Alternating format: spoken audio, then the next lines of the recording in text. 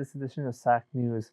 I'm Anthony Duran, and today our special guest with me from main campus, Ms. Dolores Cornejo. Dolores is the new director of the Guardian Scholar Program, or at SAC. So tell us a bit about yourself and what made you want to join the program as a director. So a little bit about me is that I've been working with current and former foster youth now for about 20 years in the community college setting. And when this position for Santa Ana College opened up, I've been a part of this region, Region 8, for a long time. And I noticed at a distance that Santa Ana College didn't have a full-time staff person for the program. And knowing how close in proximity we are to a lot of social services, Department of Orangewood, Children's Foundation, I really felt that there was a lot of promise to grow the program here at SAC. And I could bring the resources and the services that I've made, the connections that I've made in the community to Santa Ana College to help the students here thrive. Because in working with current and former foster youth, I really wanted to bring an equitable lens to the program here at Santa Ana College and make sure that our students are not just surviving, that they're thriving and they're succeeding. And I really love the community of Santa Ana College, but also the community of Santa Ana, the city. And so that's what really drew me to wanting to apply for this position. Is there any requirements for any student to try to join the foster care program? I know you mentioned before that there is two different parts to it, the former and the ones that are in the program right now. Yes. So Guardian Scholars, we have two different types of funding sources, which they have different eligibility criteria. So traditionally, Santa Ana College Guardian Scholars has always served anyone who has identified as a current or former foster youth and can provide documentation from the county or the state showing when they have spent any time in care.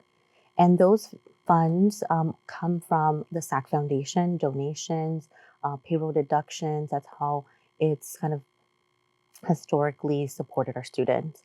And then a few years ago, the state then implemented the Next Up categorical funding, which has very specific eligibility criteria.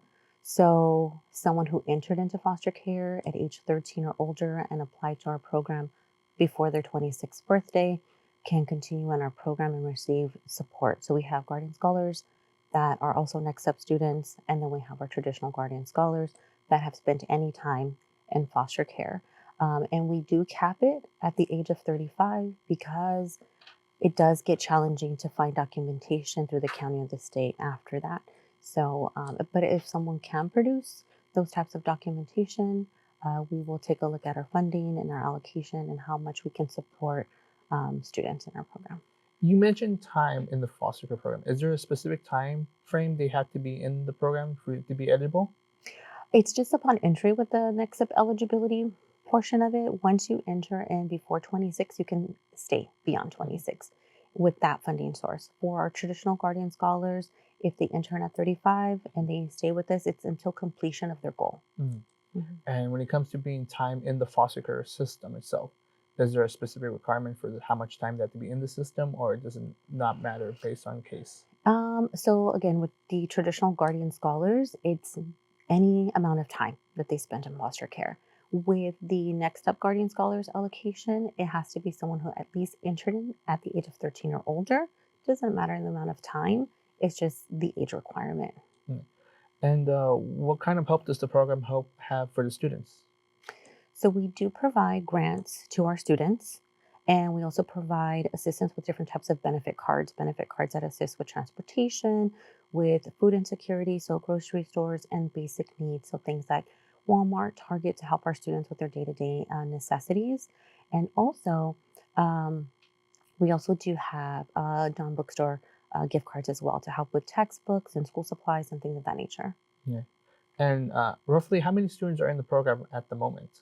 Right now we have 65 and still counting. So we have an open application. It's a rolling application, so we don't ever close. We take in our students and we meet them where they're at.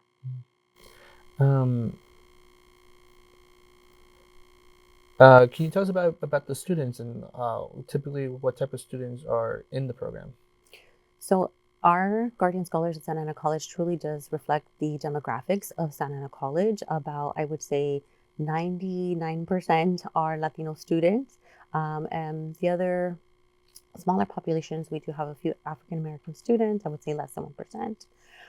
And then also a few Asian American students, and white is a population of our Guardian Scholars. Is there any other information you think would be important for any student who wants to apply to know? I think it's important to know that the Guardian Scholars is here to support our students. My experience in working with foster youth in the community college is sometimes they want to disassociate, right? I want to be identified as a current or former foster youth. That's something that typically they want to put behind them. But I hope that embracing Guardian Scholars and the community that we're trying to build now is inviting that they would want to receive the support. I'm sorry to interrupt, but it's time for our break. We'll be right back.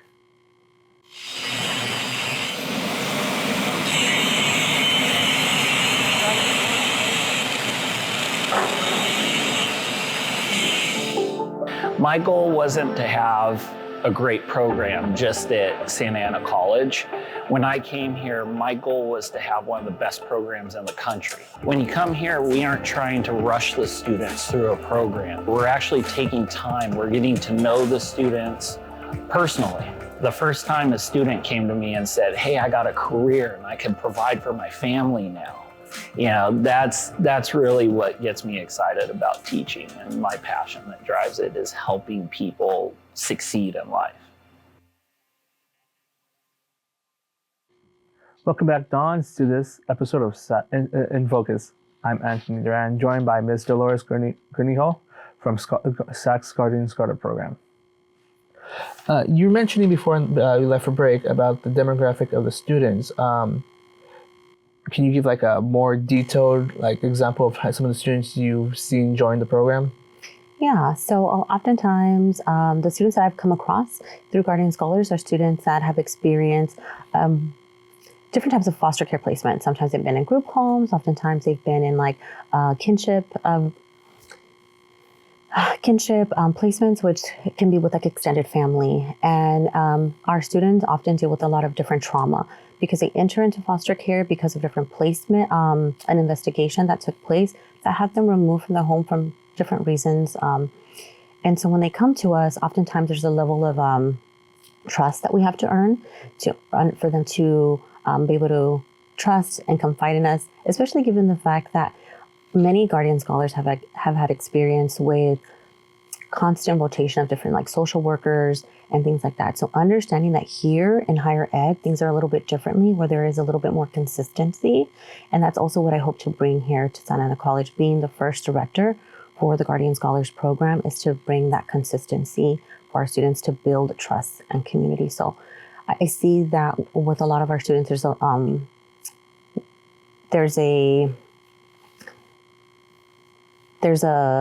barrier that I kind of have to kind of overcome with them because of the lack of trust that they've had given their experiences. But I understand that. And so for me, I don't try to push. I just try and, again, meet the students where they're at. And then slowly, hopefully we can develop a rapport. And then we can really find out what their goals are and also what areas they might need support in. Okay. And on the topic of you bringing stuff to the program, I've noticed you've brought up a lot of events, one of them being the Macy's shopping spree and the semester ends foster brunch. Is there any events that are coming up that you want to mention to people who are joining the program or who are in the program watching this? Yeah, so on November 10th, we are having our Guardians Giving event, which will be our first time that we're having a Thanksgiving celebration. It's an event, yes, there will be food, but there will be different games, activities focused on mindfulness and gratitude, because a lot of our Guardian Scholars sometimes may not have outside relationships or family or friends that they can celebrate with. So my hope is that this event can bring us together again in community, and that they can take away tools that can help them through sometimes what can be a difficult times during the holiday season. And so we hope that this could just be an event that gives them a little bit of excitement and hope, and that they, again, can come in community and celebrate. So I'm really looking forward to that. you. I've noticed you also have posted that you have other events coming up besides the Thanksgiving one. Mm-hmm. Out of all of them that you have for this semester, which one's your favorite, and which one did you find the hardest to plan? Well, we'll say it's both. The orientation, because I look forward to it because I get to meet the students, and being a new person to Santa Ana College, understanding the new policies, procedures, the timelines of things, which is different from my previous campus. So just learning that, the learning curve of that. But I would say that was the hardest because it was the first thing to learn, right? What are my timelines?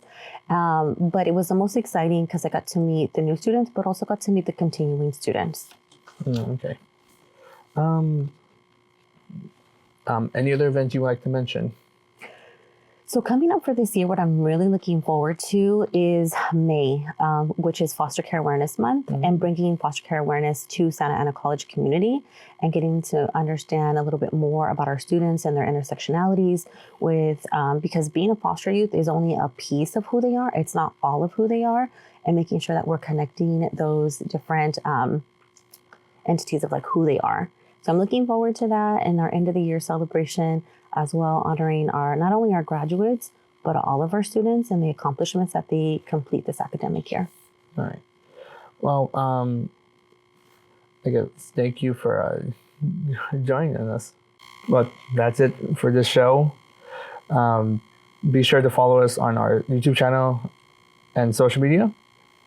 I'm Anthony Duran. And this has been SAC in Focus.